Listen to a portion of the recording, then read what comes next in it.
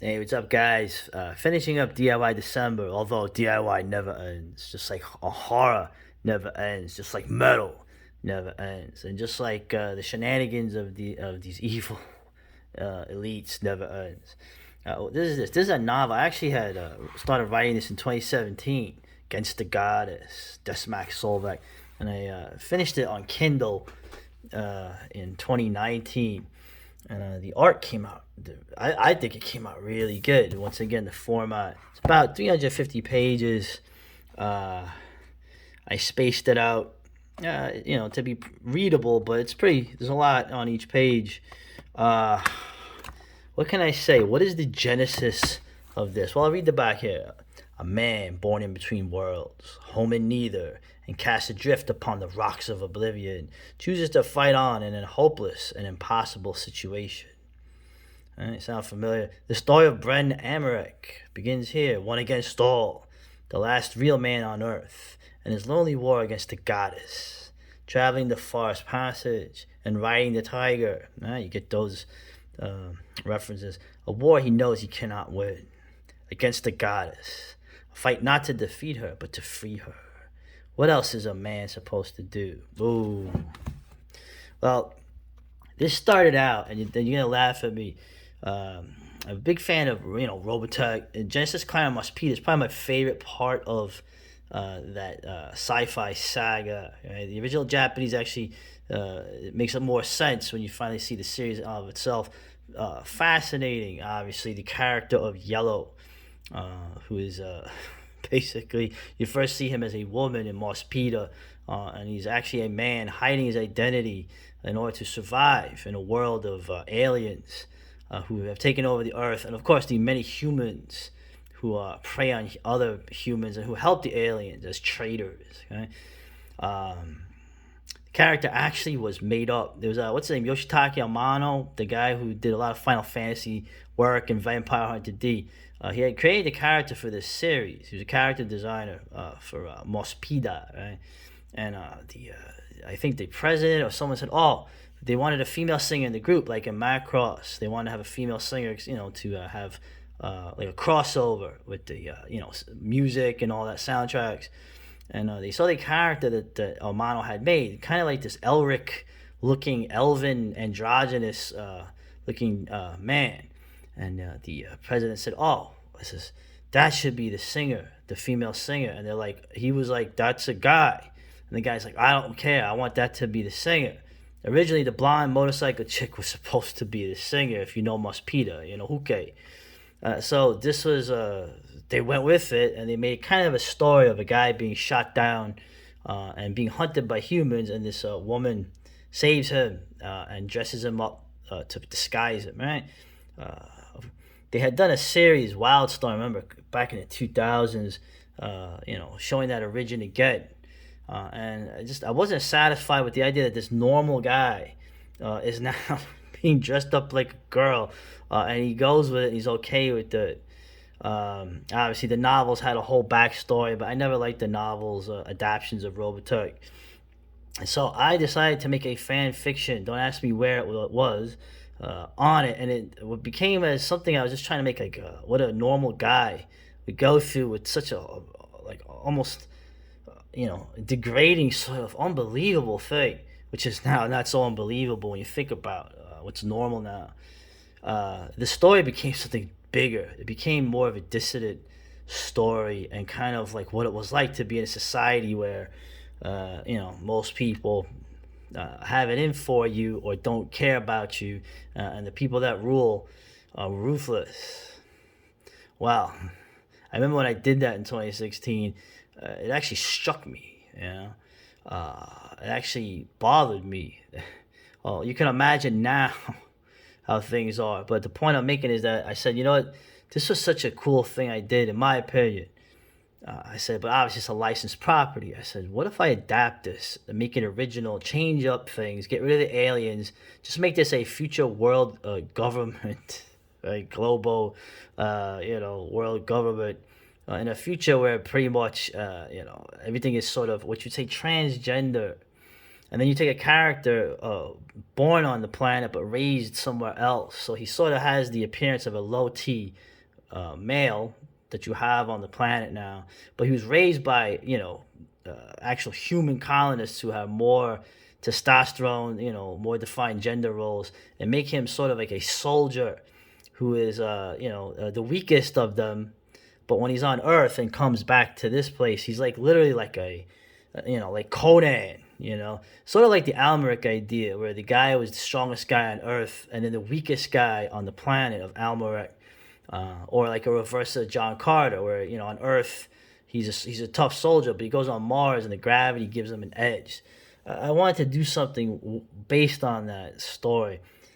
This is a novel. This is kind of like a rough draft of it. Am I a good writer? Am I a great writer? Well, I'll tell you, I think it was decent. I think there's a lot of action in it. I liked how it started out. I definitely cared about what I was doing for what it means. You could say maybe it's more of like a script or what have you, but this is gonna be a comic, and I'm probably gonna change a few things too with the character, and you can see the character in his different forms, what he eventually becomes. So Diadem Dominion, shades of that, but like I said, it's very much influenced by Edgar Rice Burroughs and Howard as much as by, like I say, Mospeada, and all kinds of androgynous stuff that you had in the '80s anime and even the stuff later. Okay. I'm probably gonna try to make the character even more of an asshole if I can, and more unlikable than he already is. He's a very moody kind of jerk, but he is definitely a trained soldier, which puts him in good stead, even though he has to hide. And this cover, like I said, I like how this came out. I'm gonna have to do comics with this Kindle at some point. I see people doing it, but I got to figure it out, because I think that's the way to go. Okay, before this all goes down, let's say. But we'll go for it. But I want to get the comic out, start getting it out this year. Okay, obviously, just like Diadem Dominion, this is almost like the sister or brother series to it, in terms of, obviously it's going to be in color. But it's sort of like the later ideas I had. Obviously, the superhero stuff I'm doing is ideas I've had probably more than a decade or so ago. And a lot of events in those things have sort of taken what was a superhero dystopia and kind of made it almost outdated. Of course, this and Diadem Dominion are further in the future, and they have a huge gender component of what it is to be masculine. Okay, and in this case, the character has to hide it. Whereas in Diadem Dominion, the character is the only one as well. Okay, so I think it's interesting, but you'll see. If you want to check out this book, if you want to buy it, like I said, it's about 350 pages. It's about $12. So I don't know if that, oh man, you're trying to rip me off, dude. I don't, dude.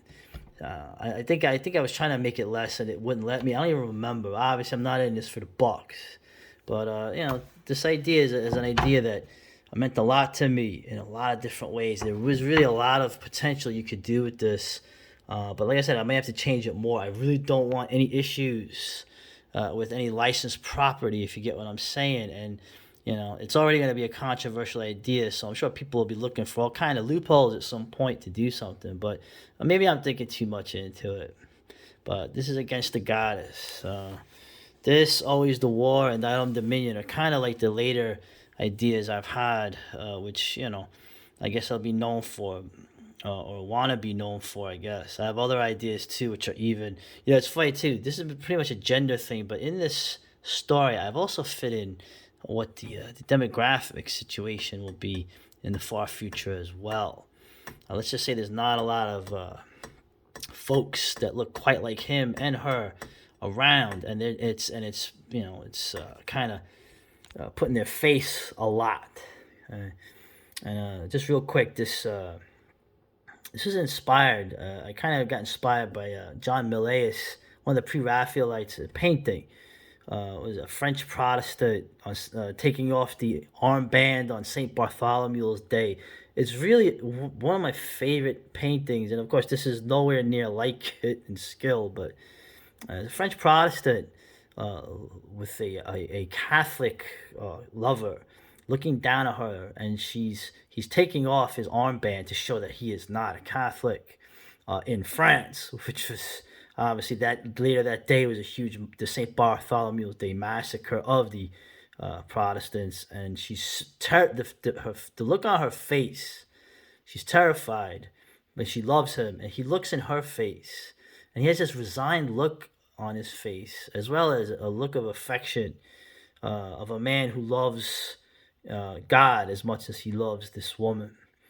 It really is a striking painting if you look it up. I think John Everett Millais, with the long title. Just look up Pre-Raphaelite and put in Saint Bartholomew Day or Huguenot, and you'll see it. A really powerful painting. How I got into that from this, I don't know how that happened, but if you like, futuristic dystopian, crazy 80s Japanese gender bending, but right wing, barbarian, Burroughs, Robert E. Howard, just weird, angry kind of stuff, then maybe, you might actually enjoy this. And like I said, comics coming this year.